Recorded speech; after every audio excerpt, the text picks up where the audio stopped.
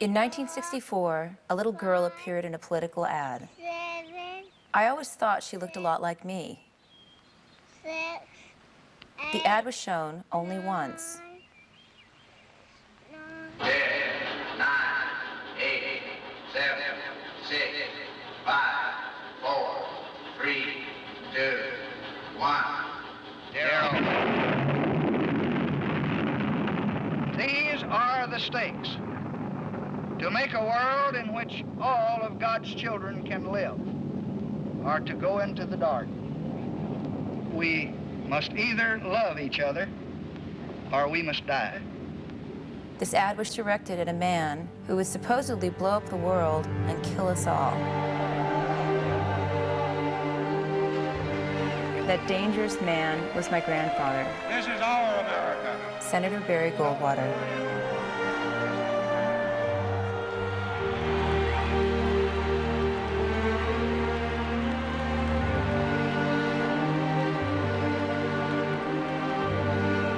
Johnson had him nailed.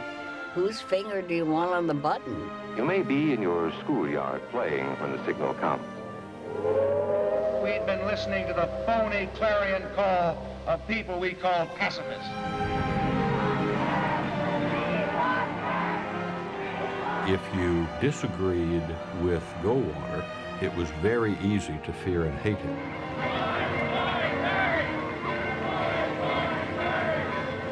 Goldwater was a classic cold warrior, very hawkish.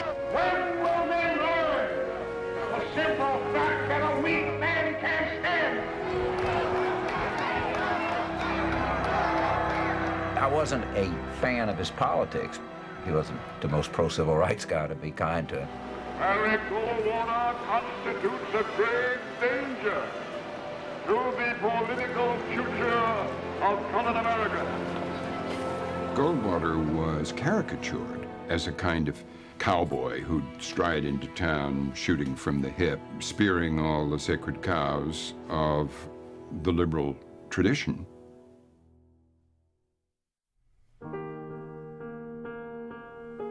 I'm Cece Goldwater. I was only 5 years old when my grandfather ran for president, so I've often looked back and wondered, why was he so vilified? He was always just a grandfather to me. Many times in my life, growing up, I always would hear that my grandfather was a warmonger, or he was a loose cannon, or, he had a very volatile personality. There were also the others that would come up to me and say, I voted for your grandfather and he should have won. I don't know if they were telling me the truth, but I kind of believe that maybe they did. As I got older, I got to understand him more politically. He became more than a father figure to me. He became a mentor, and I wanted to see the world through his eyes and his voice. I came to this Congress 30 years ago opposing the concentration of power in the hands of unions, and I have to oppose it today in the hands of church groups. I saw no harm at all in having gays in the military. I admired him. I admired his outspokenness, his wonderful sort of Western ways and values. The woman has the freedom, in my opinion, if she does not want to give birth to a child for any reason, she does not have to. He was a maverick in that sense, that he didn't care what the Republican Bible said. I mean, he was a unique character.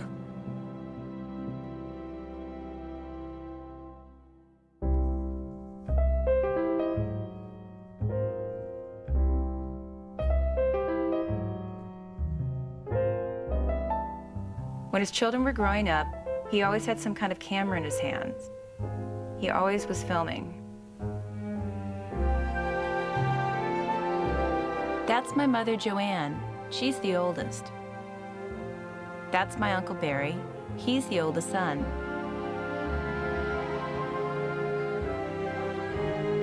Next came Uncle Mike. And that's my Aunt Peggy, the baby. I think he filmed every holiday and birthday, and there were a lot of them.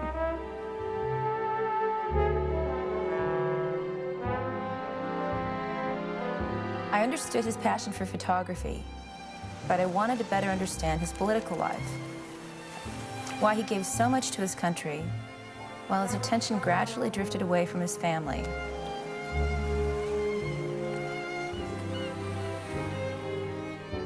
We're gonna get patched up here. See if that works. I think it will. Oh, yeah. That's good. My first question is, you grew up in Arizona with my grandfather. What was that like? He was just an icon in the state of Arizona as long as I can remember. He was a little bit older than I am and was already an important figure. Barry and I both went to high school together. I was pretty good in school. Barry wasn't worth a damn. But he got into things like radio, and Barry would sit up most of the night talking to people on the Morse code. Barry went down to the University of Arizona. But his father passed away, and his mother decided that Uncle Bob, the smart one, should stay at Stanford, and Dad come back to Phoenix and run the store. I grew up on a ranch, and we were not near any town. So when we had something really special to buy in the way of clothes, especially when I went off to college, we made a trip to Phoenix so we could go to Goldwater store. The name was just altogether familiar for anyone who lived in Arizona. He had a multitude of talents, geology and archaeology, and a love for this state that had no boundaries. He claimed the Grand Canyon was his mistress.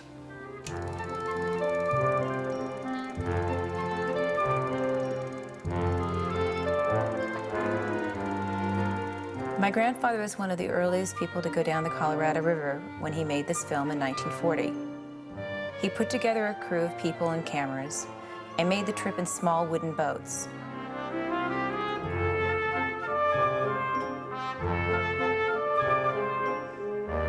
When the rapids got rough, they'd have to carry the boats and the cameras around the mountains to calmer water.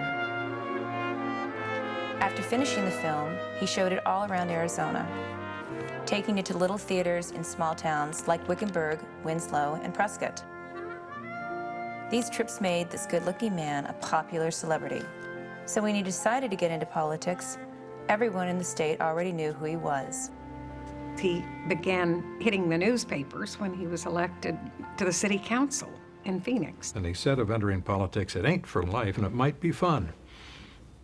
Not a driven man at that point, just a happy practitioner. He's the man to meet the test, a great champion from the West, Barry Goldwater, Arizona's best. I went door to door for him. I carried petitions for him, stuffed envelopes for him. And he'd just been in the city council, and all of a sudden he was going for the big stuff. And we were so excited to work for him, and he won. I believe you defeated Mr. McFarland. Did you defeat him because he was the majority leader? Yes, I think he pulls one of the great upsets in state history, and so he begins a career a little bit outside. You know, he was always kind of a maverick, and he's very focused. He's anti-communist, of course. I take it that you disagree with Mr. Macy. Right away, he speaks his mind, and he takes on the Jimmy Hoffas, big labor. And he's reelected in '58, a year when the Eisenhower administration seemed to be sagging. And virtually every Republican gets defeated except Goldwater. I asked you what the other check was, and you told me it was $100,000. Please, will you please, can I have a privilege of asking a question? No, you can answer me yes or no on that, sir. You can ask me one if you'll answer mine. And then in 1960 came The Conscience of a Conservative, in which Barry Goldwater distilled conservatism to a few clear, simple propositions and accessible to the general reader. The whole future of peace and the whole future of freedom rests It took people by storm because he had a clear political philosophy of limited government and free enterprise and strong national defense. For a political book to sell 3.5 million copies in those days is astonishing. I was born into a very Republican family, and when I was a freshman in high school, and I had a wonderful social studies teacher who was a very proud conservative. He had us read Conscience of a Conservative, and I ended up writing a long-term paper about being conservative. I read it and reread it, and it was a part of my political awakening, if you will. In fact, I started on my campus a Young Conservatives Club. We would, get conservative books, read them, discuss them. We have lost election after election in this country in the last several years because conservative Republicans get mad and stay home. This country is too important for any man to stay home and not work just because he doesn't agree. Let's grow up, conservatives. Let's, if we want to take this party back, and I think we can someday, let's get to work. Goldwater didn't pick his constituency. They picked Goldwater. They said to Goldwater, you're our candidate, and we're going to run you for president. Goldwater was all we had. He and he alone stood up in the Senate and said to the Republican Party, the emperor has no clothes on. The Republicans are leading the country in the wrong direction. We need to stand up to the Soviets. We need to stand up to the growth of government, etc. And it was like our political savior had arrived.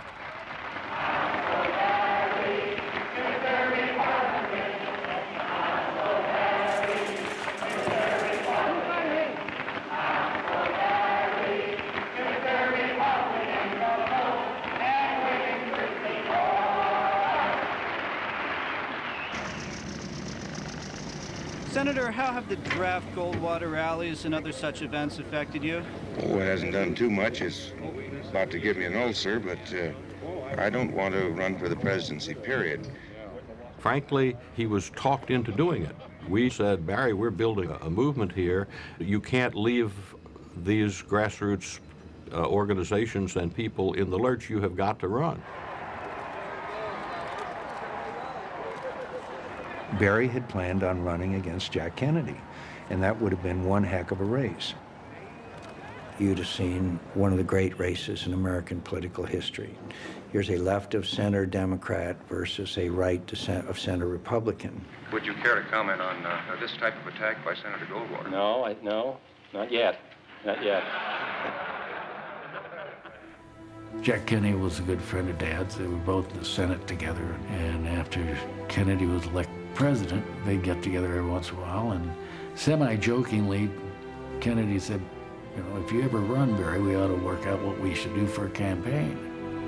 And the discussion finally got down to the point, well, why don't we buy or rent an airplane, and the two of us will travel on the same airplane, and Jack, you make the pitch, I'll answer. Now we'll have a real old-fashioned stump debate.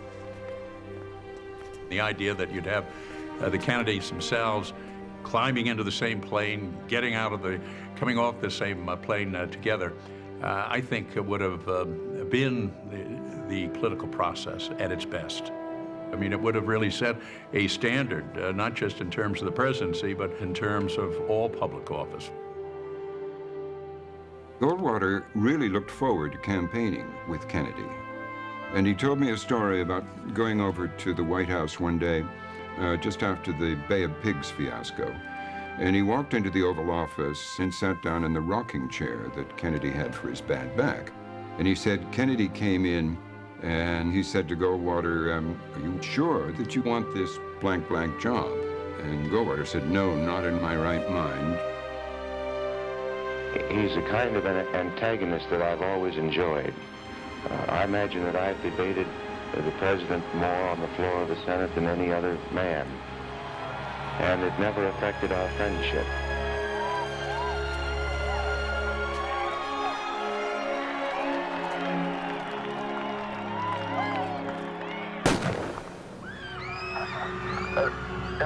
It appears as though something has happened in the motorcade route. Something, I repeat, has happened in the motorcade route.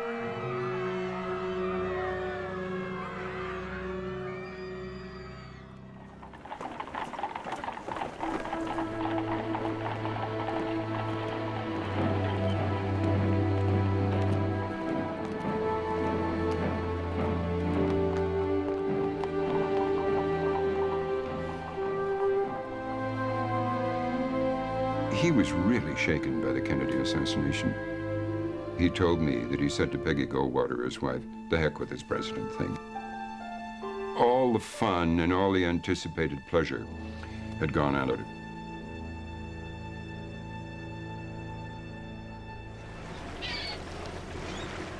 The process of this film has been like finding a needle in a haystack.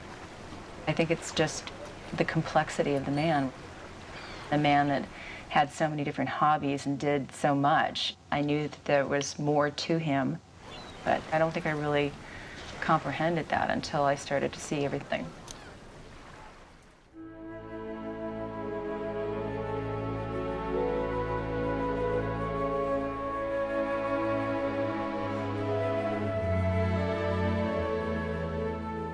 Photography was what he would do to relax and take his mind off the political world. He would fly his own plane into remote parts of Arizona all alone and land on nothing more than a dirt road. He could spend days hiking around the desert, photographing the landscape and the Hopi and Navajo people who lived there. The Native Americans allowed very few people to photograph them, but he was one who they trusted. Dad sent prints of the pictures back to him, and that way the Indians didn't think you're stealing their spirits. There's a picture of Margaret Arch, which, through his friendship with the Navajo people, Navajos renamed it Margaret Arch after my mother.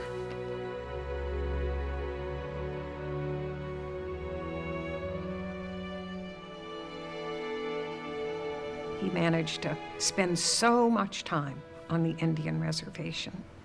He knew Indian tribes all over Arizona.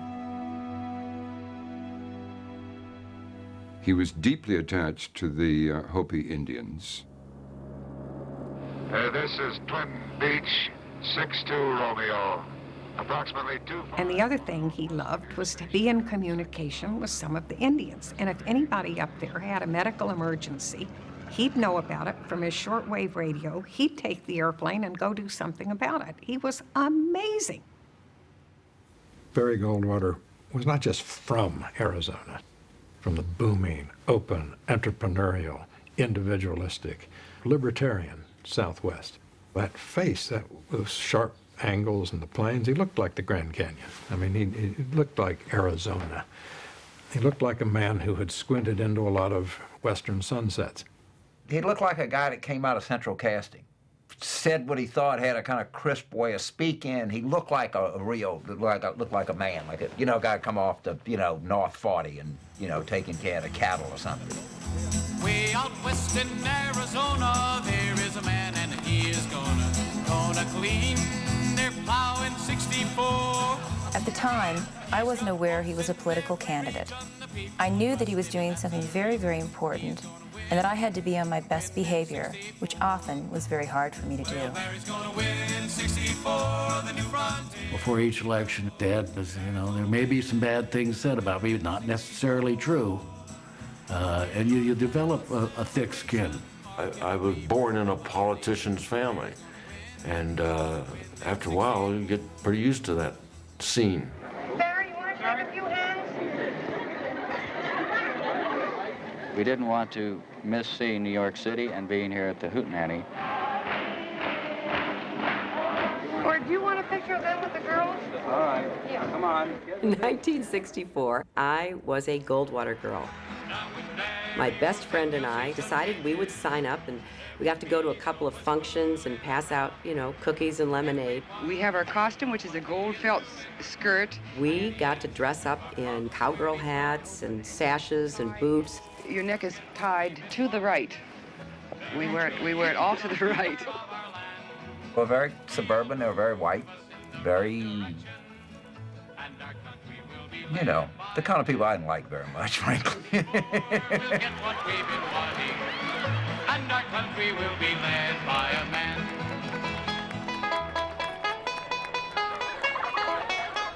We find groups saying that the Constitution has been outmoded, that the problems of today have made it obsolete, and I say this is poppycock of the very first order and must be destroyed. I will insist that the Congress stop the wild spending spree begun by this administration. Never forget, there was only one freedom on which this nation was founded. That was freedom from government, from too much oppressive government.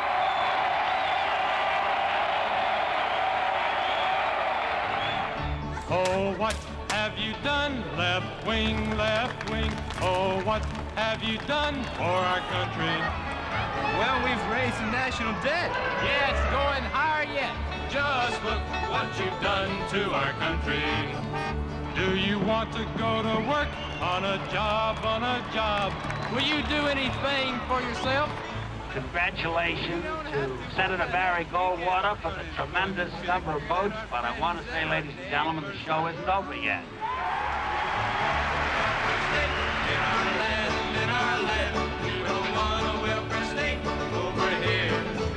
Yes, we like free enterprise, because we realize it's the only way to live and be free. He enjoyed riling people. In politics, you shouldn't say anything you don't believe, but you should not cram things down the opposition's throat just for the hell of it.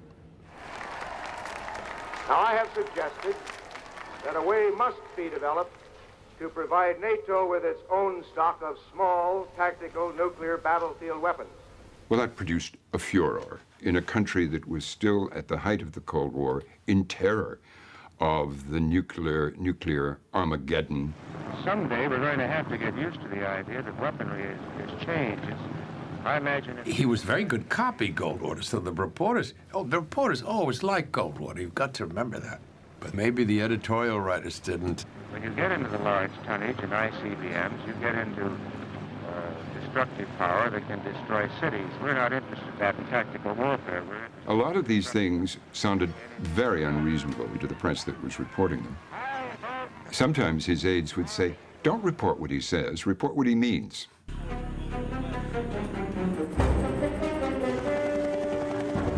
We don't want to occupy any part of Southeast Asia. All we want to do is get this little war over with. There have been several suggestions made. I don't think that we would use any of them, but defoliation of the forest by low-yield atomic weapons could well be done. He made the mistakes himself more than the press overemphasizing. If it should have been handled delicately, he didn't handle it delicately. Then the press pointed out that he was getting more outlandish as the more intense his campaign became.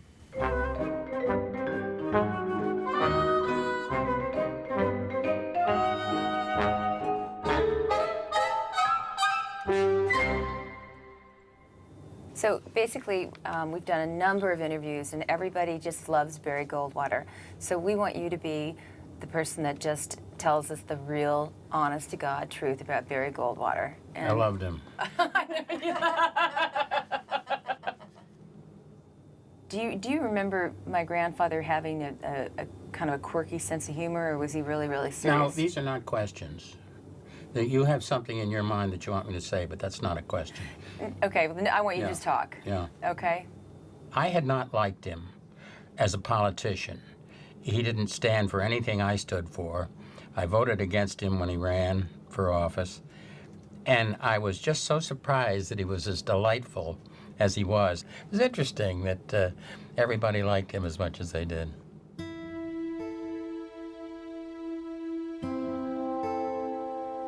Barry was a year and a half older than I.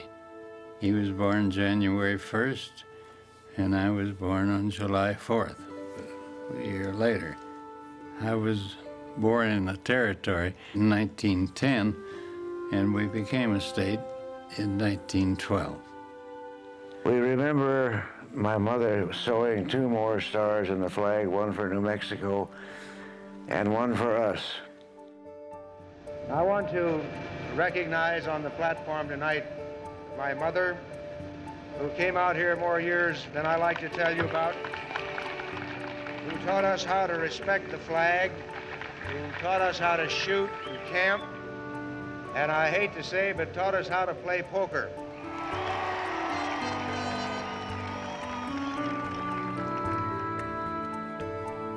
My mother, Jojo, we called her Mungie. She was a wonderful lady. She sort of hitchhiked her way out on the Santa Fe and somehow got down to Phoenix and met my father. He often told the story about being born of a Jewish father and an Episcopalian mother. He would say things like, I went to a golf club where they wouldn't let Jews play, and I said, I'm only half Jewish, can I play 9 holes? She was into most everything. She became the state champion golfer, and she liked to travel and wanted to see the state. And she'd pack the 3 of us up in the car and take us around Arizona. She taught us how to shoot both rifles and shotguns. My father taught me to shoot with one eye closed. My mother taught me to shoot with both eyes open, so I shot better with both eyes open, and I changed. She was a pioneer woman, and he respected the hell out of her. And every day she would drive him to the Indian school at the end of Central Road in Phoenix, and they would salute the flag. You watch it well, you get patriotic, you understand what it's about, and that's part of where Barry got the great love for his country. When he ran for president, were you very active with that campaign? I didn't know enough to be active. I went to the convention when he was nominated and all of that. Barry had told me to watch what I said. Do you think he was afraid about things you'd say? Yeah, I know he was. Why? What would you say? Oh, nothing. I would never say anything to hurt him. The man who came to San Francisco expecting to win the Republican nomination in a walk appears heading in that direction as the GOP convention opens. They stick you in a hotel room here in my position, and I don't like staying in a room for 12 hours a day with nothing to do but look at television. So a friend of mine loaned me this Collins S line, and I'm having myself a ball with it. Off his suite, he'd set up his shortwave radio, and while all the convention stuff was going on that he wasn't involved in, he was talking to shortwave operators all over the world. So I'll say 73s to both you and Jim up there in Denver, and thanks a lot for the QSO. He'd get on the air and talk. K7UGA is calling, the handle is Barry, and he would talk to thousands of people. Keep it up, Barry. I want to see that antenna on the White House. Well, Raul, I'm going to have to shift here for just a moment or two. So as we say, Raul, hasta la vista y buena suerte.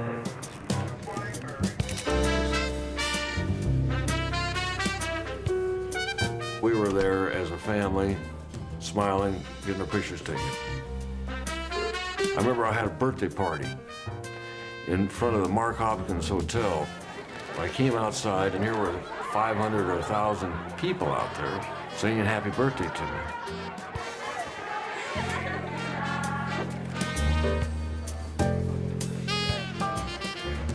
I wasn't involved in the strategy of it.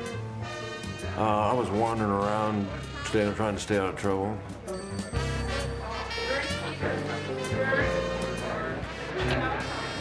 This is Senator Goldwater. Who has charge of these old gold elephants with the black glasses? Fine. Now, when are they going to have the vote? All right, I'll check on television. I'm in my room if you need me. Thank you. Yeah, they're making the motion on the rule change.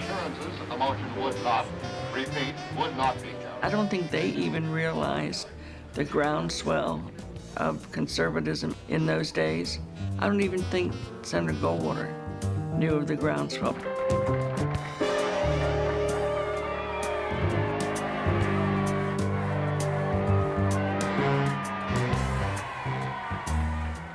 I'm what they call a liberal Republican, but I'm for Mr. Goldwater this time.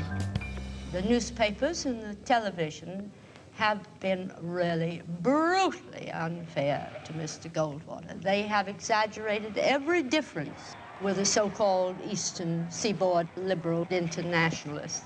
How do you explain the fact that you are supporting a man who is not any of those things?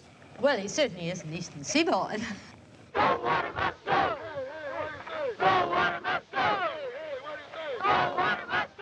What I remember most about the 64 campaign was the 64 Civil Rights Act. My dad had been a Republican all his life. And in 64, he switched.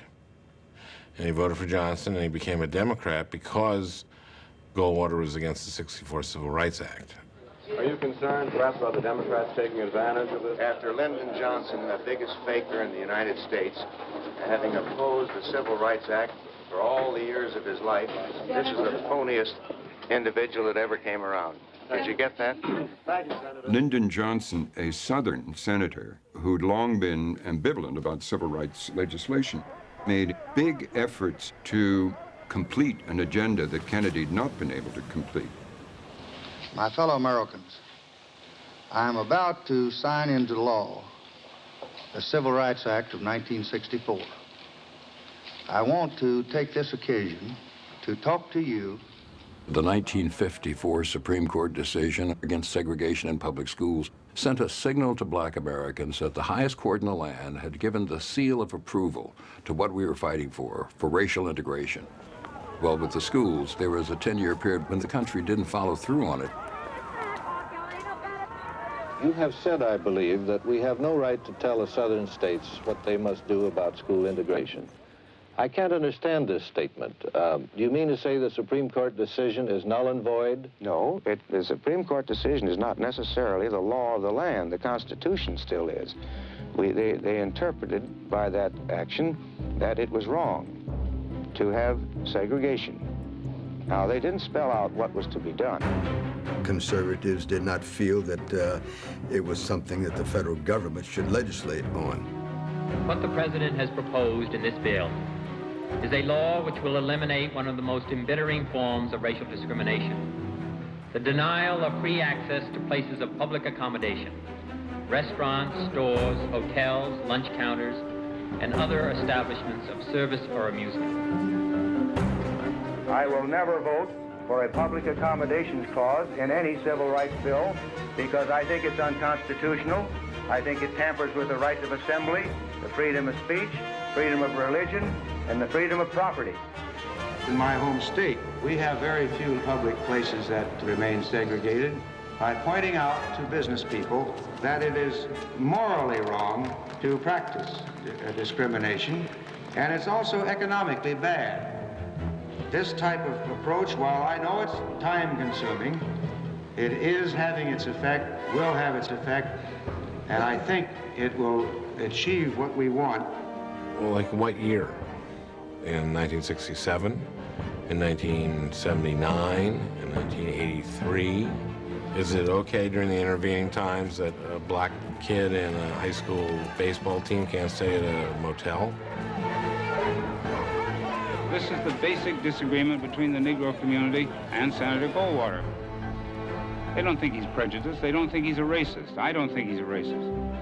But they can't go along with a man who says we ought to let what's going on in Mississippi be settled by Mississippi, and the federal government ought to knit or do something else. This we can't take. On the eve of the convention, 40,000 people, half of them Negroes, demonstrate against Goldwater in the largest civil rights demonstration since the March on Washington last summer. I am compelled to urge Negroes and all people of goodwill to vote against him. His election would be a tragedy and certainly suicidal almost for the nation and the world. You know, nobody knows, or none of us knew, what Senator Goldwater's motives were. We had to take him at his word that this was a constitutional, a philosophical objection. People respected that there could be a difference of opinion, but he was wrong. He was just plain wrong. And because he was wrong, he made his party wrong, and he made the Democrats right.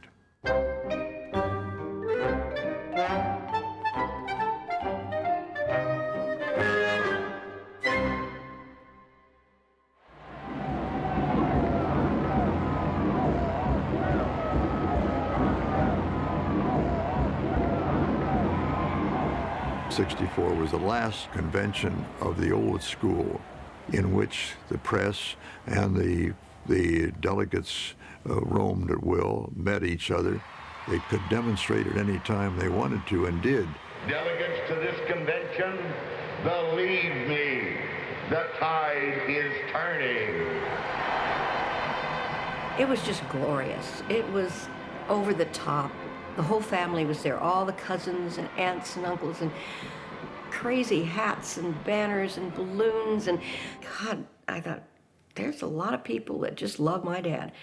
The reporters then were allowed to get right in your face. Somewhat startled when you suddenly saw us loom up in front of you here. Yes, I certainly was.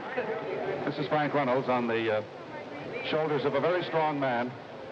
On the convention floor, the atmosphere was a little aggressive. They've got a Corps demonstrator carrying him up the center aisle. It was scary.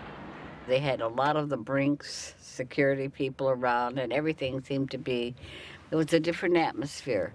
The Goldwater people thought that the press was out to get Goldwater, that the press reported stories with a Democratic bias. They were suspicious of the questions. How do you feel the day of your probable nomination, Senator? I'm tired. Is that all you feel? Oh, elated. We had television only one previous convention, 60, and as a consequence, the public got a really naked look at what American politics was about. The debate was free and from the floor, angry debate. There were two factions in the Republican Party that emerged, and Goldwater represented the conservatives, and Rockefeller was considered the epitome of the moderates. Are going to have to fight to get their rights. And when Nelson Rockefeller went to the podium, he was roundly booed. These extremists feed on fear, hate, and terror. They encourage disunity. You control the audience, and I'll make my 5 minutes. I was one of the conservatives in the rafters booing Nelson Rockefeller. The governor hasn't had a chance. He was the enemy. He knew that there were a lot of conservatives there, and he was doing it to tweak us. These are people who have nothing in common with Americanism. The Republican Party must repudiate these people.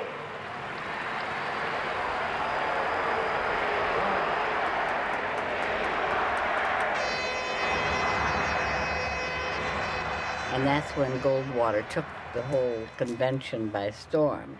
18, Rockefeller. Goldwater was winning the roll call vote, and they predicted that South Carolina was going to put Goldwater over the top. I was Barry Goldwater's youngest elected delegate, and so after I voted for Goldwater in the Louisiana delegation, I made a beeline across the hall. South Carolina, 16 votes. And I was standing like 3 feet away from him. He says, "Mr. Chairman, humbly grateful that we can do this for America." We can do this for America. South Carolina cast 16 votes for Senator Barry Goldwater to put him over the top.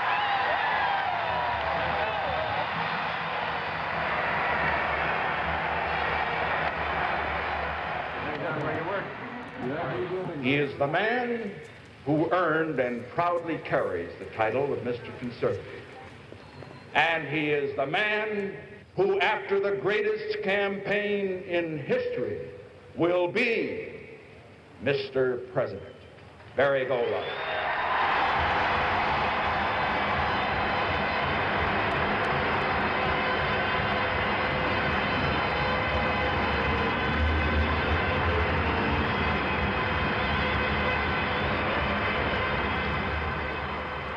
I'll never forget when he gave his acceptance speech and the people and the crowds and the yelling and the thunderous stamping. I would remind you that extremism in the defense of liberty is no vice.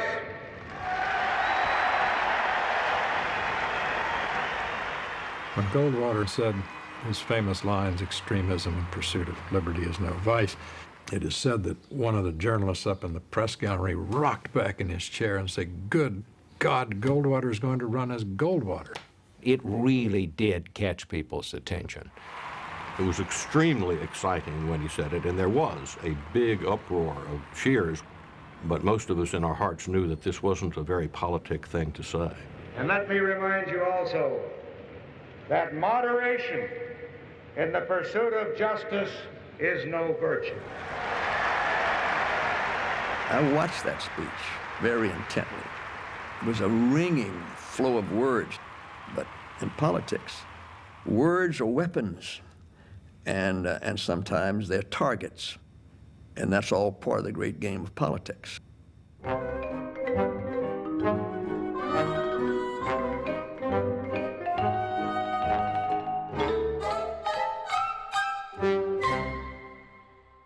When I was 6 years old, my grandfather gave us a miniature donkey for Christmas, who we named Sweet Pea.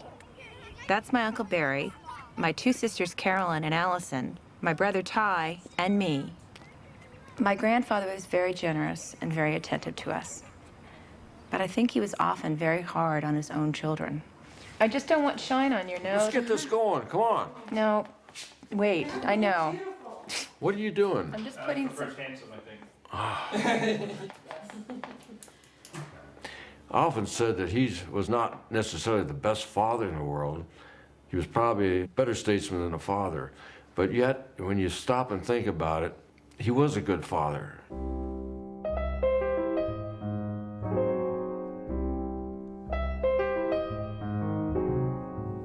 He was out of the old school, you know, stand on your own feet, make your own way. He taught us at a young age to take care of ourselves, how to light a fire out in the forest, how to hunt for food if we were stranded. Camping was where I really connected with my dad.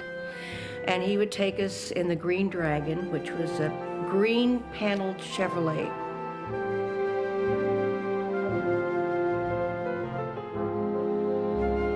Here's my brother and I on the middle fork of the Salmon River. He's giving me a haircut. Mike, your hair is too long, Dad say. Barry, cut it. Okay. That's how that happened. He was not a verbal kind of person and was not in your face. If you screwed up, he let you know that he was displeased. When it came to my romantic side of my life, he said, son, keep it out of town. He also told me that if you can't get it by midnight, go to bed. Well, you know, I found out that he was absolutely right as I grew a little older. I went through a period in my life where we were on a rough road. We were on a really rough road, and I wanted to please him so badly. I wanted him to say, Joanne, I'm so proud of you. I love you. You're wonderful. What you're doing really great. So many of us, you know, we want to please our fathers. And you know something? In our minds, we never do it. What does that feel like? It hurts. It's very painful. And sometimes pushes you in destructive kinds of behavior that are not healthy for you or maybe others. Do you want to talk about that at all? No, I don't. When I'd go to see him, I would just talk so fast and want to tell him everything that I had been doing. Please listen to me. Please listen to what I'm doing. And then he would just pick up a newspaper and dismiss me. It's a very thrilling moment for me to have my husband in the Senate and my son in Congress. I remember the night he called me and said that he was going to run, and I said, well, that's great. What can I do? And he said, send me some money and stay out of California. And I did that. Let's get a quick still here. The one thing he had trouble with was reaching out and giving you a hug or saying, I'm proud of you, or I love you. You heard it from other people that he said that, but it was hard for him to in front of you, reach out, put his arms around you, and say, I love you. Was he critical of you? Okay. No, he wasn't critical. It was probably more self-destruction than anything. You know, we're our own worst enemies. We judge ourselves worse than anybody else does. And we may perhaps set too high a standard for ourselves. I mean, we knew he loved us, but he had a hard time showing it. And that probably hurt. Mom, do you remember this letter? Oh. Dearest Joanne, here it is, the day before your 20th birthday, and as usually been the case, I will not have the sweet pleasure of being with you on that day. I have always felt close. Where'd you find this? I was getting engaged to my first husband, the father of my 4 children. It was actually in Christmas of 1955. And in January, I found out that I was pregnant. And I had planned this engagement party and a wedding, and we had planned to have children. We both were still in school. I was getting my degree, and I wasn't ready to have a child. And I got an abortion. It was probably, I will never forget it. It was one of the most profound things that's ever happened to me. And this was when it was just totally forbidden and very, very dangerous.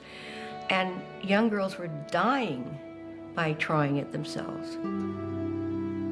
My father, being conservative, he felt that the government should not decide what women do with their bodies or anything else.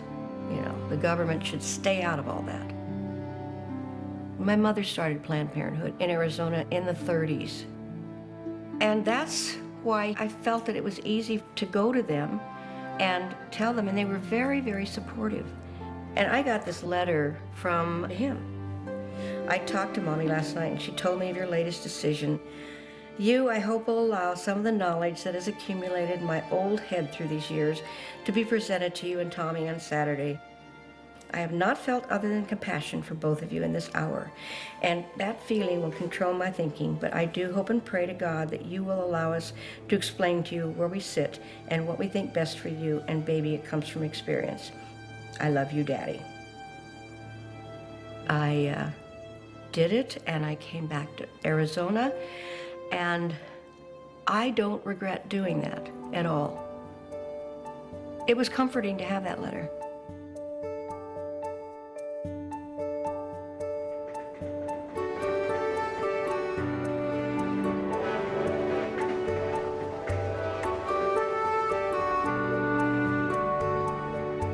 During the campaign, my grandfather had rented a caboose, and we were lucky enough as kids to accompany him on some of these whistle-stop tours.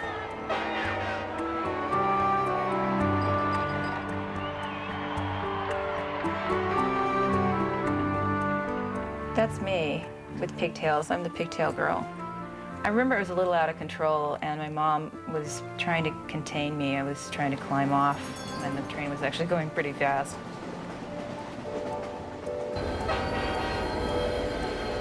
I don't think there's a better idea in the world than disarmament, just so everybody is disarming at the same time.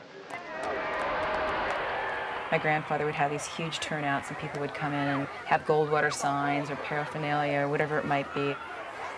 At one point, I was even handed a Goldwater mask, and so I put it on, and I think my grandmother got really mad and made me take it off.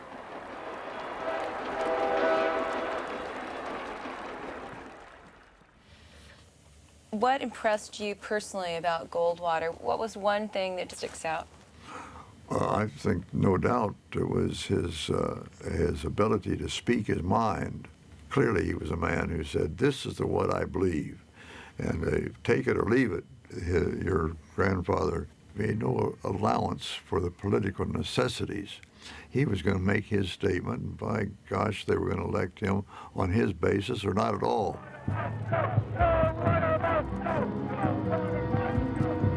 As soon as Goldwater became the candidate of the Republican Party, it was pretty clear that he was not going to win. It's the old story. Getting the nomination is one thing when you appeal to your most ideologically motivated base. Winning an election and having to try and distance yourself a little bit from that base and move back towards the center is another matter. Let me begin by telling you about some of the votes I'm not going to get. The lazy, dull, happy people who want to feed on the fruits of somebody else's labor won't vote for me. The ones who are willing to believe that communism can be accommodated, none of them will vote for me. The Nazi and the fascist types, the bigots, they're not going to vote for me because my grandfather was a Polish Jew. None of them will vote for me, but do we want them?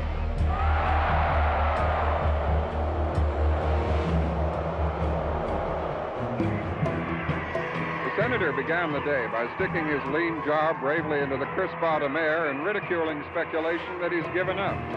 At each small town shop... After the assassination of Jack Kennedy, it was very unlikely that the country would be in a mood to have 3 presidents in such short order, Kennedy, Johnson, and then throw Johnson out.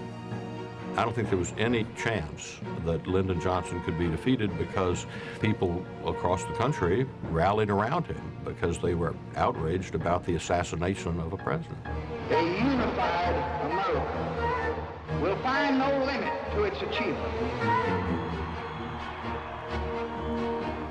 Johnson had a lot of things going for him, and he was pushing this continuation of the unfinished Roosevelt agenda, which he called the Great Society. When we get this little detail of the election behind us, we will say, what is it that we can do for America so that everyone can have a job, every kid can have an education, we can put an end to this crime, and in time we can have the great society that we're all entitled to. Lyndon Johnson believed you want to run as if you're 20 points behind. So we threw everything into this campaign. With Goldwater, he allowed us to identify him. And in politics, that's a serious and irredeemable error, to let the opposition define you before you define yourself. He would say things like, I think sometimes you should just saw off the whole eastern seaboard and let it float out into the Atlantic. And so the Democrats obliged. Can a man who makes statements like this be expected to serve all the people justly and fairly? His votes against the Civil Rights Act, his votes even against the war on poverty. These are all issues in this campaign, and we're wrapping them right around his neck. Lyndon Johnson played hardball, and much harder ball than Senator Goldwater was prepared to, or even interested in. On at least 7 different occasions, Barry Goldwater has said he would drastically change the Social Security system. Even his running mate, William Miller, admits that Barry Goldwater's voluntary plan would wreck your Social Security. And the implication was that Barry Goldwater will unplug Grandma's machine, throw Grandpa out in the snow. It was just a vicious, vicious campaign. Politics ain't beanbag. This is a very tough sport you play. And we played it to the hilt. I like Barry Goldwater. He needs our help. So said Robert Creel of the Alabama Ku Klux Klan. To be fair, Barry Goldwater made this a little bit easy by saying things like he'd like to lob a nuclear weapon into the men's room in the Kremlin. Renewed hostile actions against United States ships on the high seas in the Gulf of Tonkin have today required me to order the military forces of the United States to take action in reply. He's trying to sweep Vietnam under the rug. He urges that we consider using atomic weapons in Vietnam. What may truly be called, and ultimately will be called, conventional weapons. Defoliation of the forest by low-yield atomic weapons could well be done. The Republican candidate ought to keep his lenses in his glasses, at least on the subject of nuclear warheads. Extremism in the defense of liberty is no vice.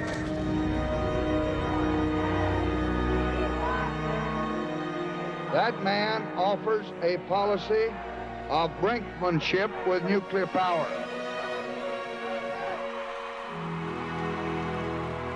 We ran a very famous ad, one time only, the little girl with the daisies.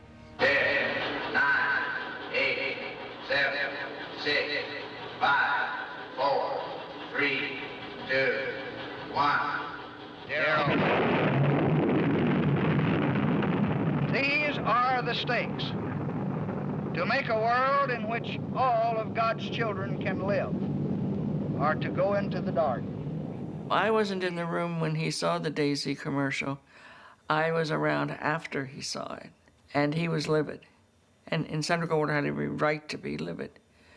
The Daisy commercial was an absolute disgrace. Probably one of the most famous political ads ever made, and really totally, completely kind of unfair. It was disgusting and so untrue. Whoever did it was probably pretty smart that they got a lot of play off of it. It created so much talk that to this day people still argue about whether it was fair or whether it was unfair. He himself called Lyndon Johnson and told him to remove that or he would sue him, and it was removed. He told me one day, he says, you know, if I saw that person on television, I wouldn't vote for him either, meaning himself.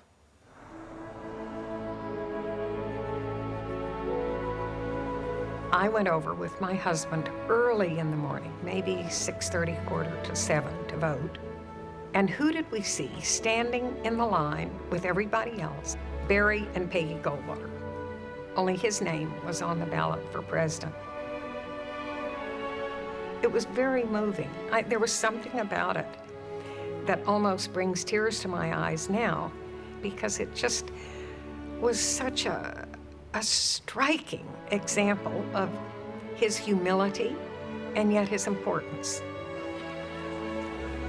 I remember watching the returns in Arizona. We had just family there with us. And when it became really obvious that he wasn't going to win, I kind of quietly excused myself, went back to my room and sobbed, because I felt sorry for him, because he'd always won. Well, let's say he does lose, which it looks pretty certain that he will. He is not really losing. He's making a fine showing, considering all the things going against him. Johnson won by the largest percentage of any president in the 20th century, before or since, almost 62% of the vote. That's huge. I go in to watch the election returns with some friends in New York. And at the end of the evening, the scale of the massive defeat of Barry Goldwater is apparent. Some network smoothie comes on and says, well, that's just about all we'll hear from conservatism for a while. And I remember thinking, well, we'll just see about that.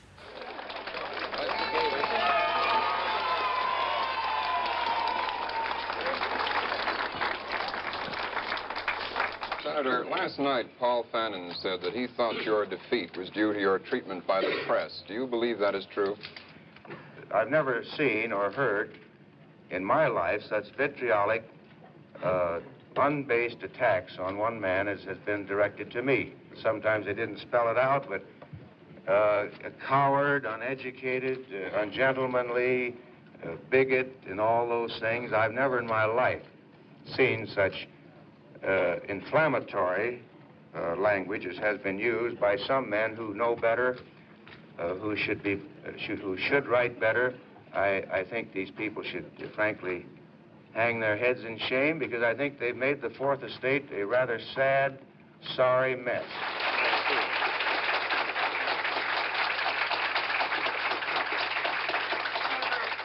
What are your personal feelings now that you have to leave Washington and the Senate? Well, I've got a heaven to come home to. Not everybody has.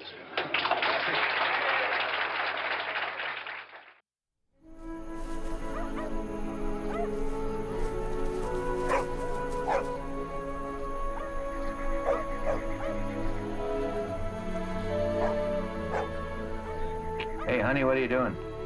Can you hear me? Can you hear me? Roger, Peggy, I've been calling you. Is lunch ready?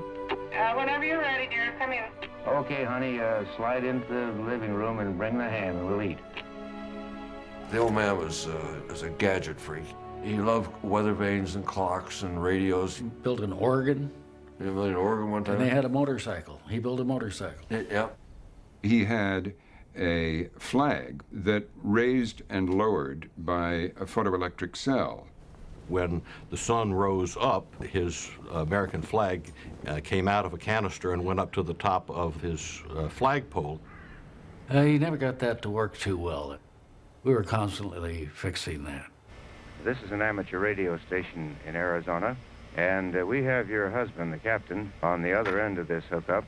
What was enjoyable was working the shifts when he communicated and helped the boys in Vietnam talk to their families back in this country.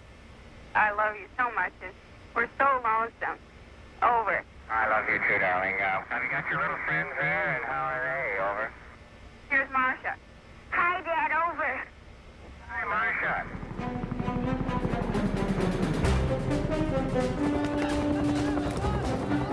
I have more regard and respect for one American fighting man than the whole damn city of Hanoi.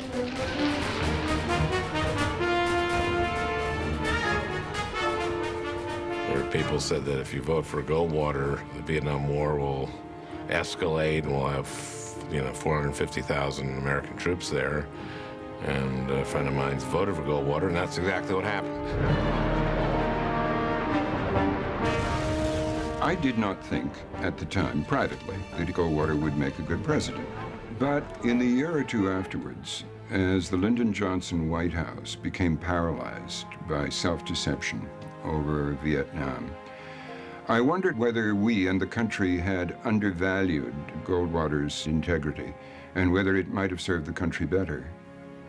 Barry said, if I'd have been elected president, you'd have never spent all those years in a Vietnamese prison camp. And I said, you're right, Barry, it would have been a Chinese prison camp.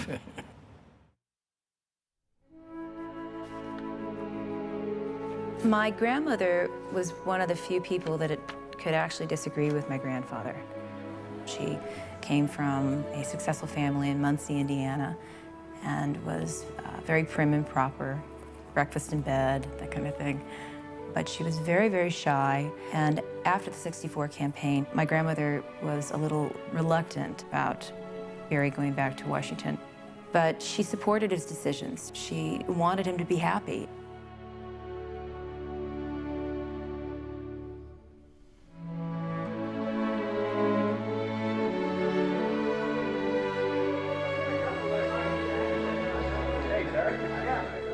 I was sort of his aide-de-camp because he gave me a lot of crummy details to perform for him, but I loved to be in his presence. He always called us the kids. It didn't matter whether you were 16 or 65. If you ever told anybody who you worked for, it was, God, aren't you lucky?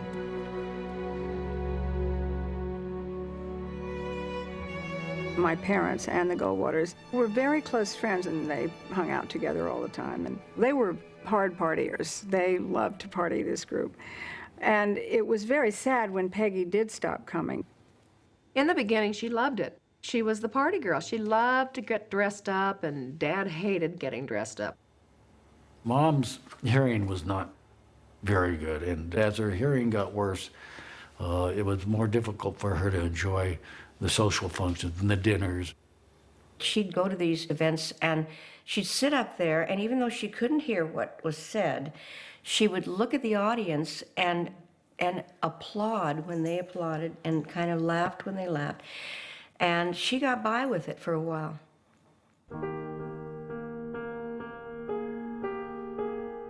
I haven't been home much. I just said goodbye to her this morning. She's going back to Arizona. It's not easy. I know how she feels, because Lord knows that's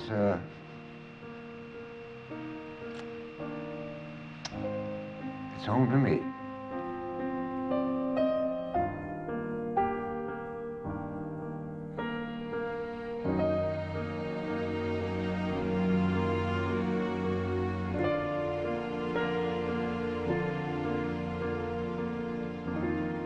When Peggy did stop coming back here, Barry was so lonely, and so he moved into my parents' apartment. He actually lived with them, and he loved being nagged by my mother. You know, it was like somebody cared about him, you know.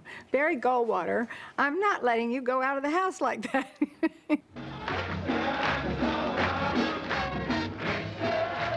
I didn't know until years later how low an estimation he held of Richard Nixon.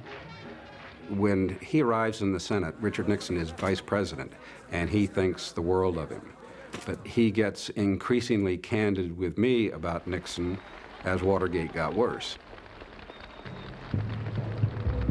The burglars broke through a fire escape door that led to the committee's offices. Part of a broader effort by Republicans to spy on Democrats and sabotage their presidential campaign. The Watergate burglars were actually being paid by this slush fund that the White House had. It was such a sleazy little scandal, which ended up being this huge thing that caused the resignation of the president because they lied and covered up. I have never heard or seen such outrageous, vicious, distorted reporting in 27 years of public life. If he says he didn't do it, I'm going to stick by him on it. But it is difficult, but I'm doing it. Well, Goldwater was a fairly unsung hero of Watergate, especially in the last days of it, when the depth of the corruption in the White House was becoming more and more obvious. Mr. Butterfield, are you aware of the installation of any listening devices in the Oval Office of the President? I was in the White House, and I've tried my best to tell them that they're in deep trouble and they don't want to hear it. And I tell them that I won't lie for anybody, and we have a parting of the ways. John was very troubled by the conflict that was in his mind over his loyalty to the president and his sense of right and wrong. He asked to speak to my dad about it. He's the father of my best friend. Barry Jr., his son, and I were in school together. The senator was somebody I've known since I've been 13 years of age. It's almost, at that point, you know, family. It's when I'm preparing to go to testify before the Senate committee investigating Watergate that I thought I really should talk to the senator before I go, because I'm going to blow this man out of the Oval Office. And so I asked my dad to come over to my house, and he and John met in my living room. The meeting didn't last long, and from what I understand, John asked him what he thought he should do. He says to me, John, he said, that SOB was always a liar, so go nail him. I began by telling the president that there was a cancer growing on the presidency, and if the cancer was not removed, the president himself would be killed by it. Do you think if the House comes out with a bill of impeachment that it would be best for this country? I'm not going to talk about impeachment. I told you that. God damn it. Let me go. The president told him point blank he had absolutely nothing to do with it. And when it finally came out about Watergate, Senator Goldwater was very bitter because Nixon lied to him. I intend to stay on this job, and with your help, we shall meet that task.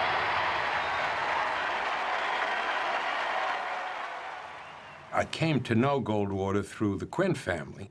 I would go at the end of the day to Bill and Betty Quinn's, my in-laws, and hear Goldwater tell about what he had just told the President of the United States. Unlikely source for Ben Bradley to have. The White House needed an accurate head count of what was going on in the Senate, what support Nixon had and what support he didn't have.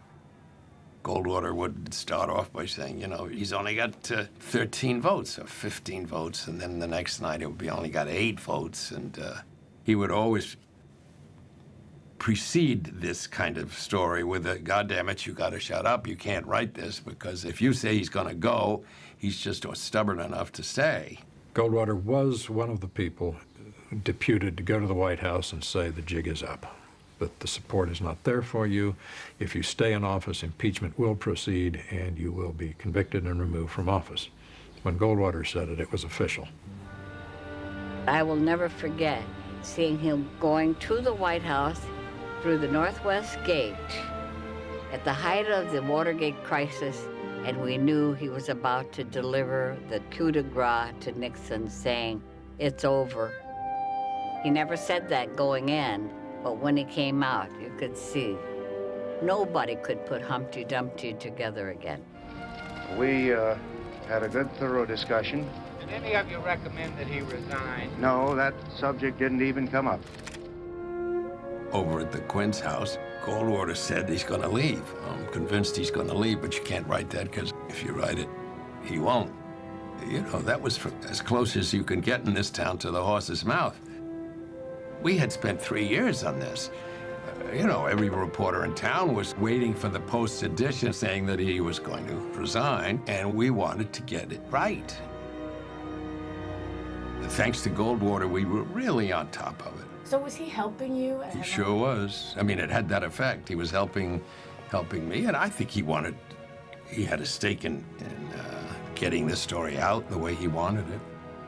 And Goldwater loved it, incidentally. He enjoyed every minute of this thing because he didn't like Nixon. He wasn't sabotaging Nixon, but he wasn't doing anything to cushion his fall.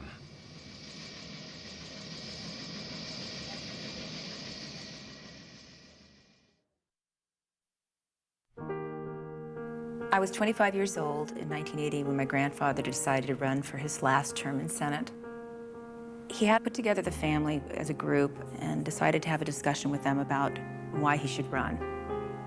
I think they were all really ready for him to retire and spend some time with the family. Mother was always the one that said, "Barry, whatever you want to do, I'll support you. You do what you feel is necessary to do." And of course, I know she wants to say, "Barry, please don't run." And we didn't know that Mother only had 2 years left.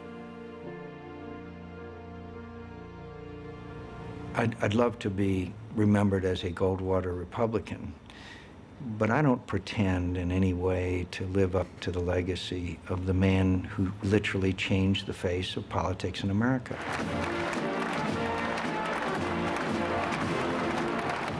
People say Goldwater lost in 1964. Some of us think Goldwater won. It just took 16 years to count the votes. In 1980, we finally got the results in, and conservatism had won. Governor, are you prepared to take the... Goldwater started the trend toward conservatism. Reagan picked up the ball and ran with it. If Reagan was the savior of modern conservatism, Goldwater was clearly, John the Baptist to Reagan. Ronald Reagan, who was a former grade B movie actor, made a speech for the Goldwater campaign for president in 1964. It ran on national television, and it was an overnight success. Barry Goldwater has faith in us. He has faith that you and I... And it was people who were brought up in the Goldwater movement who later were responsible for nominating and electing Ronald Reagan. Today's conservative ascendancy was built out of the ashes of Goldwater's loss. We didn't win a lot of elections back in the 50s, early 60s. But then in the mid-70s, conservatives figured out what we were missing, and that was the social issues. Traditional values and a lot of issues dealing with family, home, community. And we began to add that element to our political rhetoric. And the perverts, and the liberals, and the leftists, and the communists coming out of the closets, it's time for God's people to come out of the closets, out of the churches, and change America. We must do it. Some of the conservatives from the 50s and the 60s were uncomfortable with bringing the social issues into the arena. And Goldwater was one of those people. He thought that they had no business being in areas like abortion and, sex. Just one thing after another. He just was appalled that this had become sort of the growing principal concern of the Republican Party. Noting that he had promised to appoint the most qualified woman I can possibly find to the Supreme Court, Mr. Reagan this morning announced he had found such a woman. I will send to the Senate the nomination of Judge Sandra Day O'Connor of Arizona Court of Appeals for confirmation as an Associate Justice of the United States Supreme Court. The White House has received thousands of letters and telegrams opposing Judge O'Connor's nomination from right-to-life groups. During my nomination, there was some criticism from one or two people who weren't too happy about it. Barry Goldwater had been a senator for some years. When my name surfaced, he immediately spoke out in support. Like most things with Barry Goldwater, it was a black or white proposition. He was for you or not. What do you want to talk about, the Air Force or Chile? Judge O'Connor. Oh, Sandra O'Connor. Pro-choice would have been part of his kind of libertarian thing. It was kind of like, hey, you know what I mean? Man goes out in the West, you got your land, you farm it, you take care of yourself. Government shouldn't tell you what to do. If it's going to take a fight, they're going to find old Goldie fighting like hell. I'm probably the most conservative member of Congress, and I don't like to get kicked around by people who call themselves conservative on a non-conservative matter. This is not a conservative issue. Abortion is not a conservative issue. It's a question of who's best for the court. The Reverend Jerry Falwell says that good Christians should be opposed to Sandra O'Connor. Well, you know what I said about good Christians. No, what did you say? How was that again, Senator? Well, I don't think I can use it on the air, but ass... Let us be the judge of that. Ass isn't a dirt. I said all good Christians should kick him in the ass. When it comes to the place that these groups try to take away the power of the American citizen, then I have to take exception to it. That's not tasteful. I don't like to do it. But I will oppose this abuse of constitutional power any place that I have to. When they finally voted on my nomination, and there were no negative votes, he came in and got me, and the two of us went out on the steps of the Capitol, and there were hundreds of cameras and news people, and there he was. You still feel about Jerry Falwell the same as you did one other time? Oh, I might aim a little higher. You mean kick him in the head? No, not that high.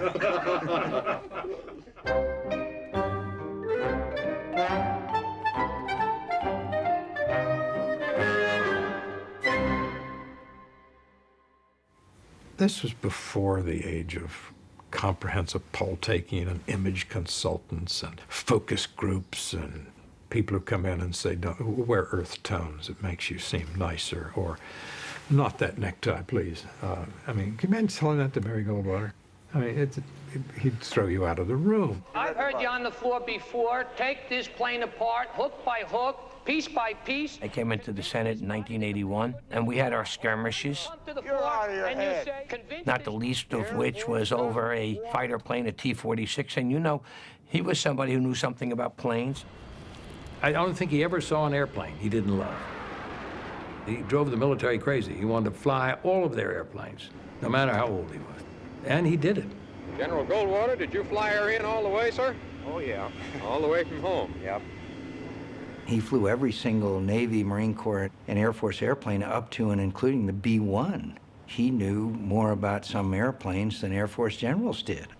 Secretary Weinberger, I'd like to have a list of bases that you want to close and can close. I don't need them this afternoon, but maybe tomorrow morning would be time enough. I kind of inherited Senator Goldwater from my brothers. In 1981, I was put on the Armed Services Committee. Barry Goldwater looked down to who the new member for the Democrats was, and he saw me and said, there goes the neighborhood. He was, in many respects, a senator's senator.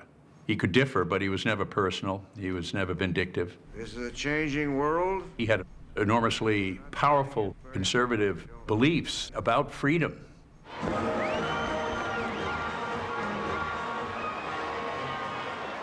In the 37 years I spent in uniform, I shared the conviction that there should not be gays in the military.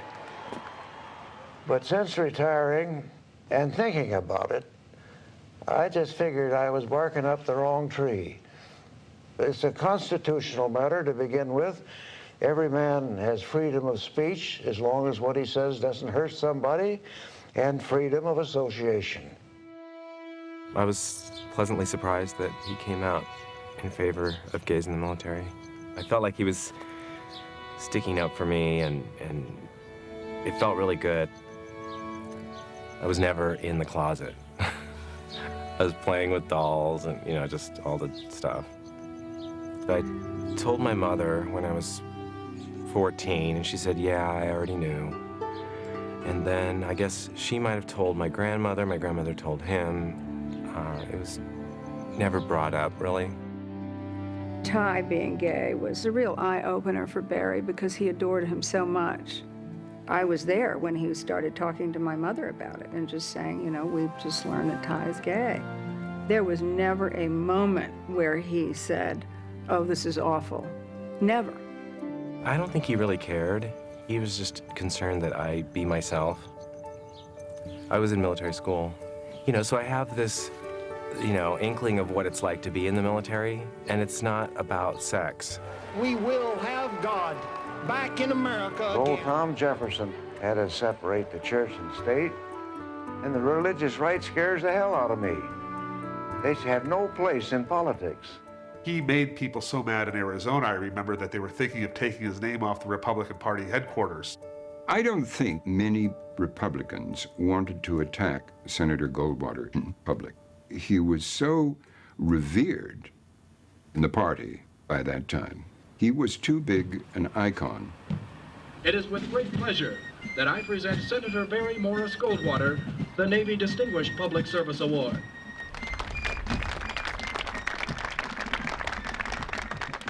Do you think that Senator Goldwater's politics changed as he got older? Oh, yes, very definitely. In what way? I think he became a liberal. He'd be rolling today in his grave if he thought that I said that. I reject the theory that he became more liberal. Barry Goldwater's politics didn't change. He started a libertarian, get government out of people's lives.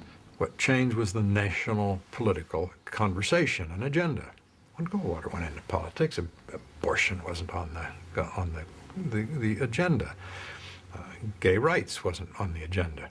The fact that Goldwater then confronted this new agenda and said, here's how you apply libertarian, minimal government, conservatism, doesn't mean that he changed. It meant the agenda had changed. Frankly, I'm glad I'm getting out of the damn business. Compared to today, he looks liberal to me. Actually, I think when history is written, that you'll probably find the conservatives of my ilk being called liberal.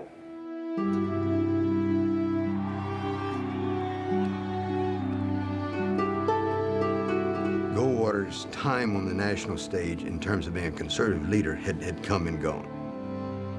His views on the social issues were not the views of most conservatives. The movement has moved on, and I don't think it's moved someplace that he would be very happy. I think, God rest his soul, that he doesn't have to see what's happening today.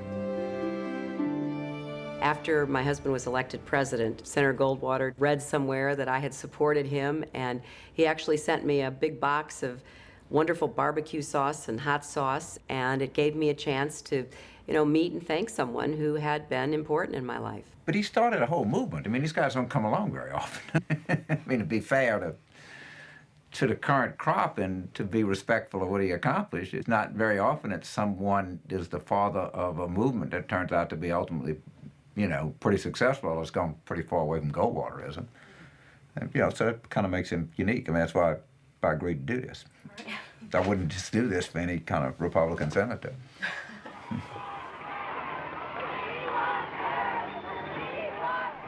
Through the journey of doing this film, I was able to see how my aunts and uncles, my mother, weren't always the major priority in his life. I mean, I think deep down in his heart, his real true passion and love was his country. It takes a long time to step back and see the past clearly, and I didn't realize until now the impact my grandfather had on this country. He served as a United States Senator for 30 years, and that was maybe the most important thing in his life. When he retired in 1986, he was 77 years old, and he was leaving Washington for the very last time as a senator. Our office was a reflection of the senator. So we had Kachina dolls and Western pictures and his models. And over the last weeks, everything had been dismantled. So that his last day, he was sitting in the empty office. He had worn his black cowboy boots and brought in his hat, which he always wore, his Western hat, the black hat with this fabulous band around it, and he was wearing his leather jacket. And all the staff except myself had gone. And he sat there for the longest time. He just was somewhere else.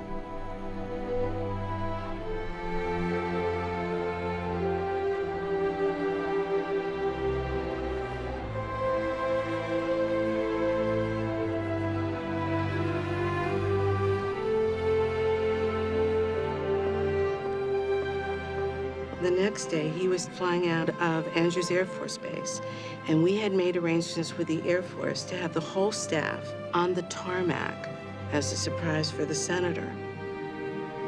His car pulled up, and he got out with the most amazed look on his face, one of amazement and great affection. And we stood on either side of him, and as he went down between us, the men saluted, and the women kissed him, and he got in the plane, and as the plane took off, we held up this long banner we had done, and it said, "Vaya con Dios, el jefe." Go with God, boss. And the plane flew low, and he tipped his wing, and we waved and shouted until he was out of sight.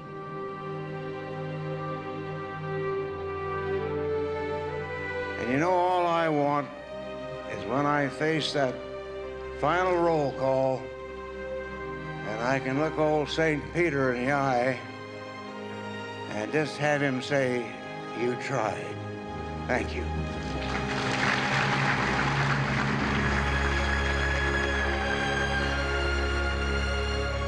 In May of 1998, my grandfather passed away. Over 4,000 people attended the service in Phoenix, including 30 U.S. senators. My grandmother had died back in 1985, and in their will, it was their desire to have their ashes mixed together and sprinkled in the Colorado River. So we took a couple planes up. There was only about 20 of us. It was just the immediate family. We mixed the ashes together, and we sprinkled their ashes and remains into the water. I think we all kind of had the same feeling that they were finally home, and that's where they belonged.